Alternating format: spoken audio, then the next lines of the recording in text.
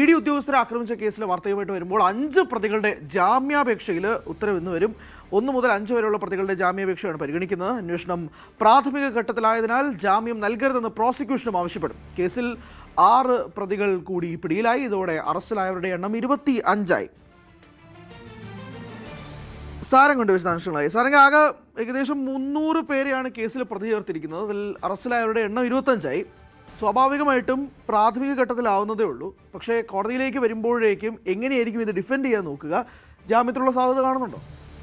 ഹരി, അത്തരത്തിലൊരു സാധ്യത വളരെ കുറവാണ്. കാരണം ദൃശ്യങ്ങളിലടക്കം കൃത്യമായി ഈ ഒരു ആക്രമണം ഗേറ്റ് വഴി പുറത്തേക്ക് ഇറങ്ങുന്ന വാഹനത്തെ വളഞ്ഞിട്ട് ആക്രമിക്കുന്ന തരത്തിലേക്ക്, അതായത് അവിടെ നിന്ന് നീങ്ങുന്ന വാഹനത്തെ പോലും പിന്നാലെ ചെന്ന് പിന്നിലെ ഗ്ലാസുകളടക്കം അടിച്ചു തകർക്കുന്ന രീതിയിലായിരുന്നു അന്ന് നടന്ന അനിഷ്ട സംഭവങ്ങളിൽ നമ്മൾ വ്യക്തമായത്. മാത്രമല്ല എല്ലാ വാർത്താമാധ്യമങ്ങളിലടക്കം ദൃശ്യങ്ങൾ വളരെ വ്യക്തമായി പതിച്ചിരുന്നു.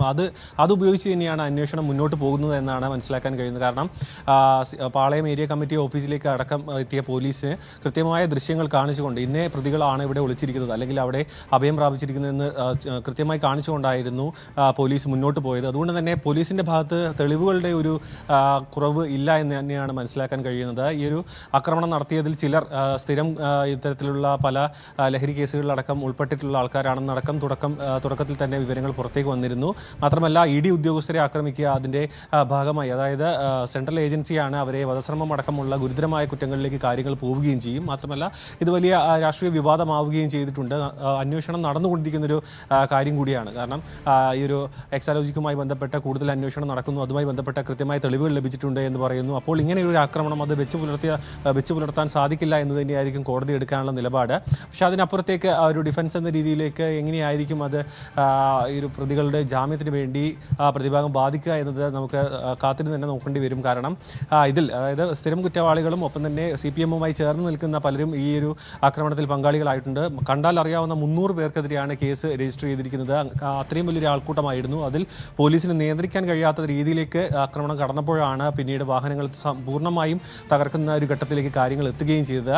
എന്തുതന്നെയായാലും ജാമ്യം എന്നത് അത്ര എളുപ്പമായിരിക്കില്ല. കാരണം ദൃശ്യങ്ങളടക്കം കൃത്യമായി എത്തുന്നു. പ്രതികളെ കൃത്യമായി നോട്ട് ചെയ്തുകൊണ്ട് അവരെ അറസ്റ്റ് ചെയ്യുന്നു. പലരെയും പല ഭാഗങ്ങളിലും നിന്നാണ് അറസ്റ്റ് ചെയ്യുകയും പിന്നീട് തുടക്കത്തിൽ പലരെയും CPM നേരിട്ട് അല്ലെങ്കിൽ ഏരിയ കമ്മിറ്റി ഓഫീസിൽ നിന്നും പിന്നീട് അത് വിക്രി ജംഗ്ഷനിലേക്ക് എത്തി അവിടെ നിന്നും കീഴടങ്ങുകയായിരുന്നു. പലരും IPB-നടക്കമുള്ള ആൾക്കാർ പിന്നീട് കീഴടങ്ങുകയും ചെയ്തു. 25 പേർ ഇപ്പോൾ അറസ്റ്റിലായിട്ടുണ്ട്. ഇനിയും പ്രതികളുണ്ടെന്ന് തന്നെയാണ് പോലീസിൻ്റെ മുന്നോട്ടുള്ള പോക്കിൽ നിന്നും നമുക്ക് മനസ്സിലാക്കാൻ കഴിയുന്നത്. എന്തിനായാലും ഇന്നത്തെ ജാമ്യം അത് അത്ര എളുപ്പമാകില്ല എന്ന് തന്നെയാണ് മനസ്സിലാക്കുന്നത്. ഹരി, അല്ല സാറെങ്കിൽ ഇപ്പോൾ പാളയം സന്തോഷിന് ഉൾപ്പെടെ ഒളിവിൽ കഴിയുന്ന സാഹചര്യമുണ്ട്. അദ്ദേഹത്തെ ഇതുവരെ പിടികൂടാൻ കഴിഞ്ഞിട്ടില്ല. ഒരു പോലീസിൻ്റെ വീഴ്ച എന്ന് പറയാൻ പറ്റുമോ? 300 പേരോളം പ്രതിപട്ടികയിലുണ്ട്, 25 പേര് മാത്രമേ അറസ്റ്റിലായിട്ടുള്ളൂ. ഒരു സാഹചര്യം കൊണ്ടുണ്ടല്ലോ.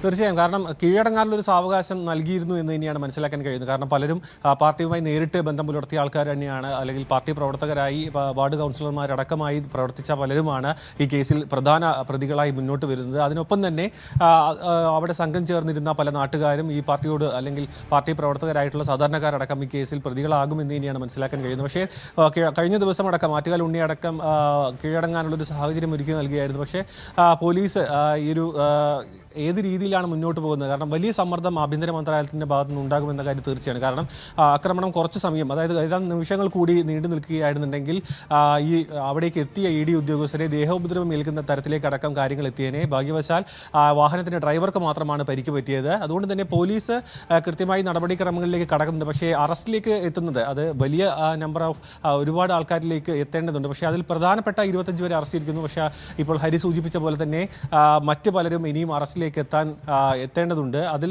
ബാഹ്യ സമ്മർദ്ദമുണ്ടോ എന്ന കാര്യത്തിലടക്കം സംശയമുണ്ട്. കാരണം ഇത്തരത്തിൽ അതായത് ഇങ്ങനൊരു ജനകീയ പ്രക്ഷോഭമാണെന്നായിരുന്നു LDF നേതൃത്വത്തിൻ്റെ അടക്കം ഭാഗത്തു നിന്ന് വന്ന, അല്ലെങ്കിൽ കാര്യമായ ഒരു സംഭവം അവിടെ നടന്നിട്ടില്ല, അനിഷ്ട സംഭവത്തിലേക്ക് കാര്യങ്ങൾ എത്തിയിട്ടില്ല എന്നടക്കം പല നേതാക്കന്മാരും അതിനെ വലിയ രീതിയിൽ വിശദീകരിച്ചിരുന്നു. പക്ഷേ ഈ ദിവസങ്ങളിൽ ഇന്ന് തന്നെ മറ്റ് അറസ്റ്റിലേക്ക് തന്നെ കടക്കാനാണ് സാധ്യത. മറ്റുള്ളവർക്ക് ഈ നേരത്തെ സൂചിപ്പിച്ച പോലെ തന്നെ കോടതി നടപടിക്രമങ്ങളും അതും പ്രതികൾക്ക് അത്ര അനുകൂലമായി വരാനുള്ള സാധ്യതയും കുറവാണ്. ഹരി. ശരി, വ്യക്തമാണ്. എന്തായാലും പിണറായി വിജയൻ്റെ വീട്ടിലെ റെയ്ഡും ആക്രമണവും പ്രതിഷേധവും ഒക്കെ നമ്മൾ കണ്ടതാണ്. ഇ ഡി ഉദ്യോഗസ്ഥരുടെ വാഹനം ആക്രമിക്കുന്നതും ഇഷ്ടികയും കല്ലും ഒക്കെ എടുത്താണ് ഇ ഡി ഉദ്യോഗസ്ഥരുടെ സഞ്ചരിച്ചുകൊണ്ടിരുന്ന വാഹനമൊക്കെ ആക്രമിച്ചുകൊണ്ടിരുന്നത്. ആ ചില്ലൊക്കെ തകർക്കുന്ന കാഴ്ചയാണ് ഇപ്പോഴും ഭയമാണ്. എന്തായാലും 1 മുതൽ 5 വരെയുള്ള പ്രതികളുടെ ജാമ്യാപേക്ഷയിലാണ് ഉത്തരവെന്ന് വരാൻ പോകുന്നത്. ജാമ്യം കിട്ടാനുള്ള സാധ്യത വളരെ കുറവാണ് എന്നാണ് മനസ്സിലാക്കുന്നത്. കാരണം പ്രാഥമിക ഘട്ടത്തിലാണ് അന്വേഷണം നിൽക്കുന്നത്. 25 പേര് അറസ്റ്റിലായിട്ടുണ്ട്.